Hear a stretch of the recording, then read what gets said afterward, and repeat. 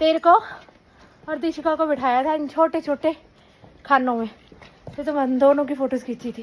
त्रिशा भी नहीं आई अभी पहली बार ना, त्रिशा भी नहीं आई अभी तक कांगड़ा फोर्ट में। मैं तो दूसरी बार आ रहा।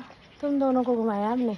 और एक कुत्ता भी नहीं आया। मैंने बोला हाँ जब भी जाएंगे, जब भी जाओगे ना इसके लिए ना डॉग फूड लेके जाया करो। हाँ बाबा, जब भी जाना है कहीं घूमने को लेके डॉग फूड रखना है कुत्ता भौंकते तू। लेट्स गो, चलते हैं हम। आपको कांगड़े का किला भी दिखाते हैं अपने साथ साथ, क्योंकि जैसे मैंने आपको बताई है, दानिश बोल रहा है कि मैंने देखा नहीं है और इवांश ने तो देखा ही नहीं है। हमारा वैसे कोई प्लान नहीं था कांगड़े का किला देखने का, तो आज हम कांगड़े का किला दिखाते हैं अपने बच्चों को और साथ साथ खुद भी एक्सप्लोर करते हैं। कांगड़े का किला कांगड़ा डिस्ट्रिक्ट में पड़ता है, तो हम उसी की तरफ रवाना हो रहे हैं।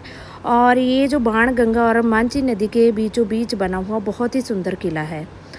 अब तो ये खंडर की तरह ही दिखता है, बट इसकी सुंदरता पहले देखने लायक ही थी, क्योंकि ये जो किला है बहुत ही प्यारा किला बना हुआ था और सबसे बड़ा किला था हिमाचल का। हम पहुंच गए थे, गाड़ी पार्क कर दी हमने, और अब इस टाइम पे हम लोग जो है टिकट्स ले रहे थे। टिकट्स लेने के लिए आपकी जो पेमेंट थी वो यूपीआई के थ्रू ही होगी, कोई भी कैश का प्रोसीजर यहाँ पे नहीं है, तो उसमें थोड़ा सा टाइम लग रहा था। तो ये स्कैनर की ऑप्शन उन्होंने दी हुई थी और इसके थ्रू आपने जो है अपनी टिकट्स बुक करवानी थी। टिकट भी नॉमिनल चार्जेस है। आपको पता है हिमाचल में जितने भी हिस्टोरिकल प्लेसेस हैं वहाँ घूमने के लिए बहुत ज़्यादा चार्जेस आपको पे नहीं करने पड़ते हैं। यही तो खासियत है हिमाचल की।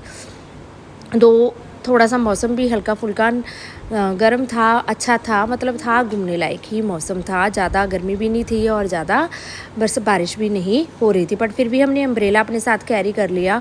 और इस तरीके से पत्थरों से बना हुआ ये किला है। और इस किले को अब फिर से थोड़ा सा इंडियन ऑयल फाउंडेशन की तरफ से थोड़ा सा रिपेयर किया गया है, क्योंकि ये किला 1905 में जो अर्थक्वेक आया था उससे बिल्कुल ही ख़राब हो चुका था, तो काफ़ी हद तक इसको जो है रिपेयर किया गया।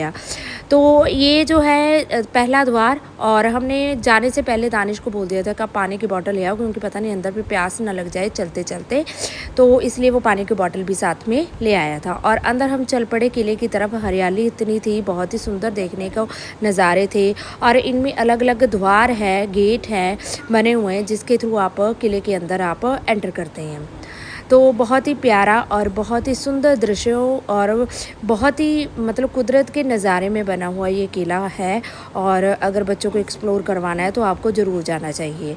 तो ये पहुंच के हम दूसरे द्वार की तरफ, अमीरी गेट, और मैं ये जो बने हुए स्तंभ थे इसमें मैं बता रही थी दानिश को कि मैंने आपको और दिशिका को, जब मैं अपनी सिस्टर के साथ घूमने आई थी, तो इनमें मैंने आपको बिठा के बहुत सारे फ़ोटोशूट्स भी किए थे, और मेरे फेसबुक पेज पे भी वो फ़ोटोज़ अभी भी अपलोडेड है। तो दानिश यकीन नहीं कर रहा था कि मैंने ये किला देखा हुआ है। मैं उसको बता रही थी, और रवि भी काफ़ी चीज़ें बता रहे थे बच्चों को, क्योंकि अभी जो दानिश की उम्र है उसमें बच्चों को काफ़ी एक्सप्लोर मतलब करवाना चाहिए, और उनको पता होना चाहिए हमारा हिस्टोरिकल हेरिटेज है क्या। और देखो कितना सुंदर नज़ारा है यहाँ पे, नदी का, ग्राउंड का, और आप मतलब मस्जिद, मॉस्क्यू सब चीज़ें देख सकते हैं।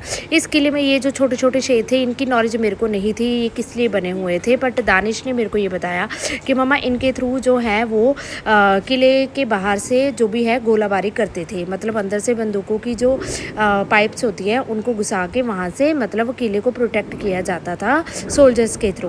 तो इस तरीके से वो सारी चीज़ें, मतलब बच्चों को भी थोड़ी सी नॉलेज है इन चीज़ों की और हमें भी, तो इस तरीके से हमने वो चीज़ें की। यहाँ पे नो एंट्री बोर्ड लगा हुआ था, मैंने बच्चों को मना कर दिया, आपने इस साइड जाना ही नहीं है। आप देख सकते हैं कितने छोटे छोटे छेद बने हुए हैं किले के अंदर से, मतलब किला काफ़ी मजबूत तरीके से बना हुआ था। और ये किला सबसे पहले मुग़लों के हाथ लगा था, वहाँ पे हिंदुओं का जो है राजे ने बनाया था, और उसके बाद जो है मुग़लों के ने ये किला जीत लिया, और इसके बाद अंग्रेज़ों ने भी इस पर काफ़ी देर तक कब्जा किया हुआ था। यहाँ पे पत्थरों के ऊपर नाशाकाशी जो की हुई है, बहुत ही कलाकारी की हुई है, वो भी देखने लायक ही बनती है। और ये जो ग्राउंड एरिया आ जाता है, इस ग्राउंड एरिया में हमने काफ़ी कुछ देखने को देखा कि मंदिर तक बना हुआ था और वो मंदिर भी काफ़ी हद तक टूट चुका था। तो इस तरीके से हमने सारी चीज़ों को एक्सप्लोर किया और लास्ट में ये वाली ग्राउंड देखी जहाँ से मतलब एक सेल्फ़ी पॉइंट ही आप बोल सकते हैं किले का, और उसको हमने काफ़ी हद तक एक्सप्लोर किया और अंदर से सारी चीज़ें को ऑब्ज़र्व किया। तो इस तरीके से रहा हमारा ट्रिप कांगड़े का किले का। उसके बाद हम चले गए थे धर्मशाला की तरफ, और ये जो नदियों का संगम है देखने लायक ही बनता था यहाँ पे। अगर आपको फुल इन्फॉर्मेशन चाहिए कांगड़े के किले की तो आप कहीं से भी सर्च कर सकते हैं। मैं आपको एक स्कैनर भी दिखाऊंगी कि इस स्कैनर के थ्रू यहाँ जगह जगह पे लगे हुए हैं और आप इनमें डाल के आप अपना कांगड़े के किले को एक्सप्लोर कर सकते हैं। फिर भी मैं आपको थोड़ी सी इन्फॉर्मेशन इस किले के बारे में देती हूँ। ये जो किला है 3500 वर्ष पुराना किला है और कांगड़ा में बना हुआ सबसे ऊंचा किला माना जाता है। और इस किले में जो है महमूद गजनवी ने हमला करके ये किला मुग़लों के हवाले कर दिया था। और इस किले में आपको जैन धर्म से रिलेटेड, हिंदू धर्म से, मंदिरों से रिलेटेड बहुत सारे अवशेष देखने को मिलेंगे। बाद में मुग़लों ने, फिर उसके बाद सिखों ने, फिर उसके बाद अंग्रेज़ों ने इस किले पर हमला करके इस किले पर कब्जा किया था। 1905 में अर्थक्वेक के बाद ये किला काफ़ी ध्वस्त हो चुका था, बट फिर भी काफ़ी हद तक इसको रिपेयर किया जा रहा है ताकि ये हेरिटेज को किसी तरीके से बचाया जा सके।